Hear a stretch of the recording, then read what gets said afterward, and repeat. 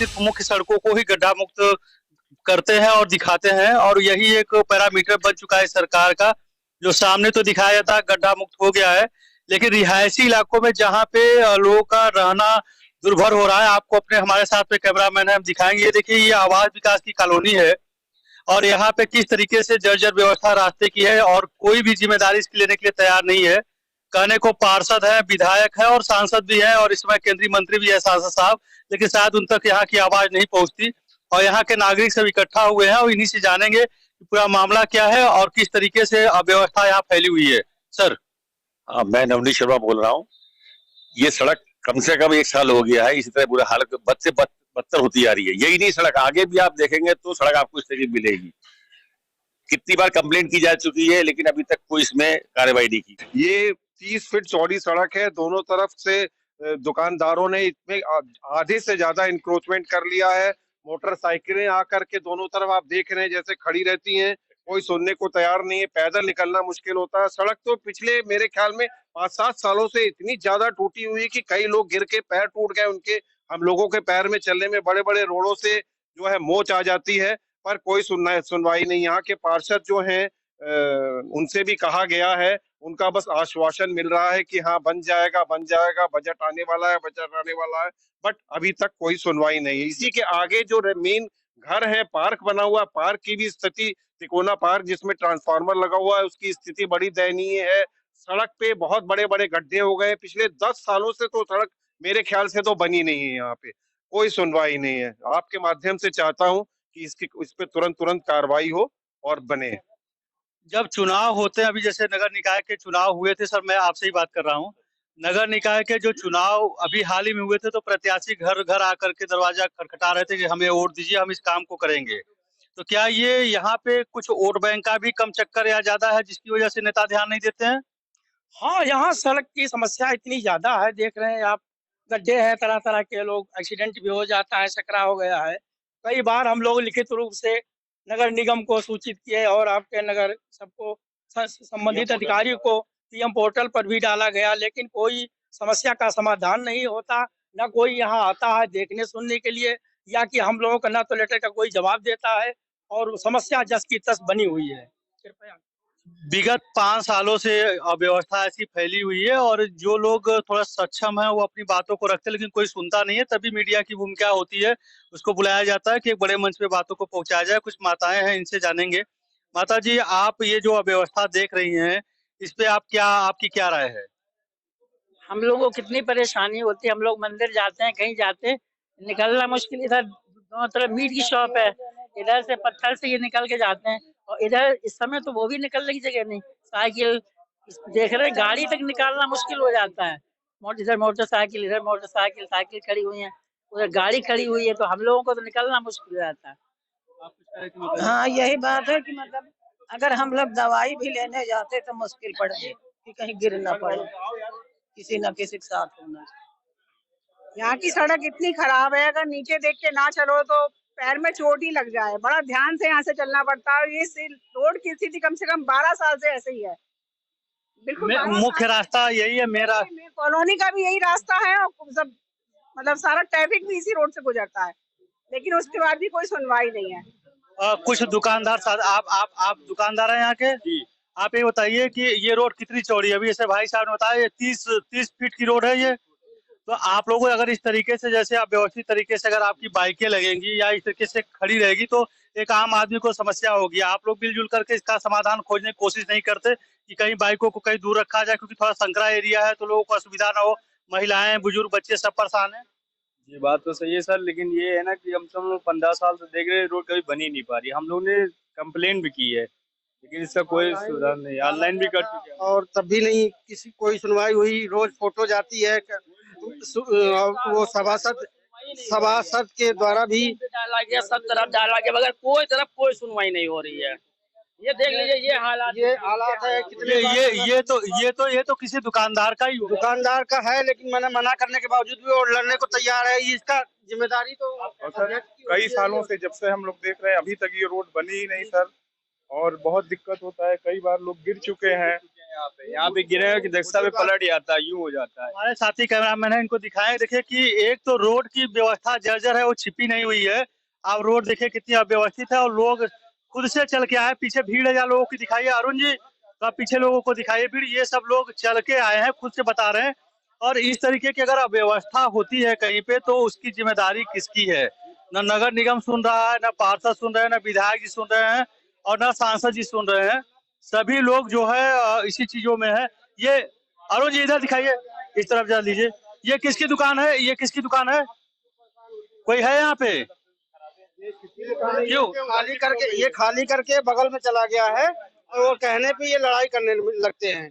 अब बताइए कितने दिन से है ये करीब 1 महीने से 1.5 महीने से और ज्यादा ही है। हाँ, आप सब लोगों की मांग सरकार से क्या है? मुख्य रूप से मांग क्या है? रोड बनाई दी जाए, हाँ, और नाली निकल जाए, रोड बनाई जाए और नाली बनाई जाए। और दूसरी चीज जो सबसे बड़ी, पानी का निकास की कोई व्यवस्था नहीं है। सीवर भी चौक हो जाता है, पानी का कोई निकास नहीं है।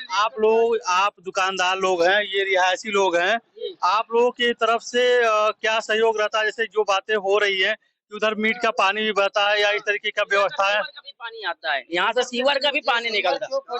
ये पानी रोकता था इसको, ये सीवर का पानी देखिए रोज निकलता था यहाँ पे। मैं रोज आप जब भी निकलता रोकता, आप लोगों से रिक्वेस्ट करता था कि भाई साहब आप लोग बोलो, कुछ करो, लेकिन अब शायद कुछ अपने आप बंद हो गया है, वरना कोई ठीक करने नहीं आया। पानी बंद कराया गया। सड़क कुछ दुकानदारों की राय लेंगे, और मीट वाली दुकान पे चलते जाए, इनकी राय लेते हैं कि ये इस मामलों में क्या समझते हैं। बाकी बहुत सारे दुकानदार निकल के सामने आए, अपनी बातों को रख रहे हैं कि यहाँ पे सच में समस्याएं हैं। ये एक मीट की दुकान है, यहाँ पे शाहरुख खान चिकन के नाम से है, और ये हनी पीट के नाम से है। एक मिनट सुनो बाबू, बाहर आओ, एक मिनट बाहर आइए। ये बंद है। हम लोग सब विरोध किए थे कि ये दूसरी वाले नहीं चले, लेकिन फिर भी विरोध के बावजूद भी उन्होंने दे दी गई और ले ली गई। ये जो लोगों की एक शिकायतें हैं कि यहाँ मीट का पानी बहुत बाहर तक, रोडों तक आता है, व्यवस्था रहती है, तो इसका प्रॉपर सब्जी समाधान के लिए क्या आपने ऐसी व्यवस्था कर रखी है? वहाँ से क्या कहते हैं, चेम्बर उनका लीक था, तो वहीं से उनका पानी निकलता था। आपकी तरफ से जो ये चीजें हैं, जो शिकायतें हैं? कुछ नहीं है, हमारी तरफ से कुछ नहीं है। इसका प्रॉपर आपने पानी उनी की व्यवस्था अंदर ही कर रखी है? अंदर रखी है सब। ये जो रोड बाहर खराब है, लोगों की शिकायत है, उस पर क्या राय है आपकी? राय क्या है, रोड बन जाए और क्या। रोड बन जाए। कब से शॉप है आपकी? हमारे 92 से है। तो ये अव्यवस्था है। देखिए, शिकायतें तभी होती है जब समस्याएं होती हैं, और समस्याएं वास्तव में जमीनी रूप से दिख भी रही है, कहने की बात नहीं है। ये जो भीड़ खड़ी हुई है, ये इनका एक ही मकसद है कि ये रोड बन जाए, ये सीवर बन जाए, और जो इंक्रोचमेंट है ये फर्जी तरीके से एकदम रोड पर पे, भाई अगर 30 फीट की रास्ता है तो 30 फीट लोगों को आने जाने के लिए मिल जाए तो संभवतः समाधान हो।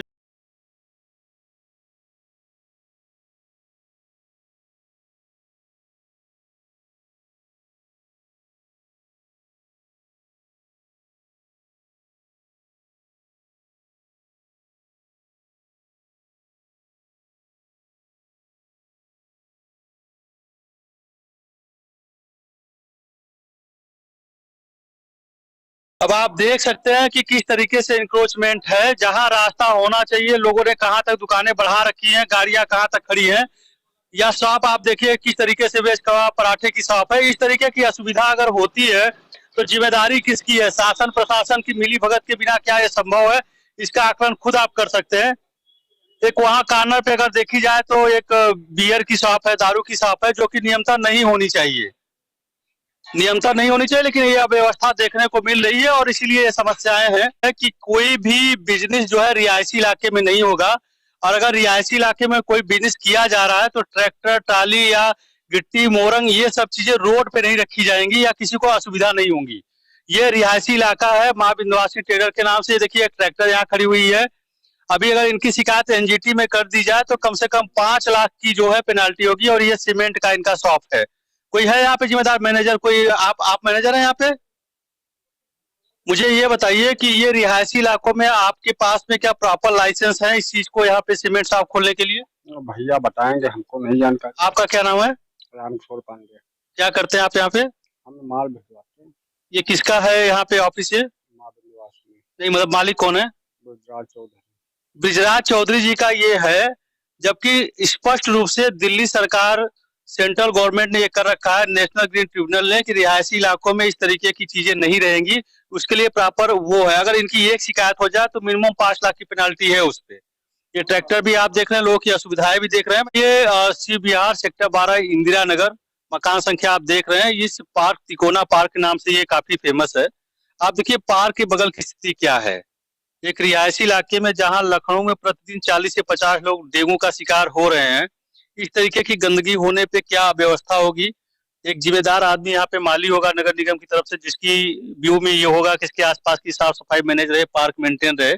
संभवतः वो आता भी नहीं होगा। आता है यहाँ पे कोई माली के लिए कई बार अप्रोच किया हम लोगों ने नगर निगम को, कोई उन्होंने डिप्यूट नहीं किया है।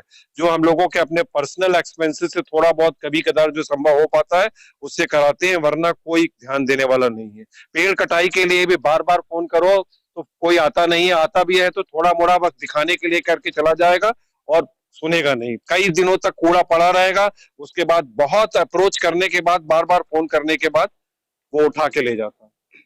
स्मार्ट सिटी बनने के लिए लखनऊ बेकरार है, कार्य तेजी से हो रहा है, लोग साथ जुड़े हुए हैं। लेकिन स्मार्ट सिटी में अगर सबसे पुरानी कॉलोनी, कितने साल पुरानी कॉलोनी है ये? 20-25 साल से तो हम ही रह रहे हैं।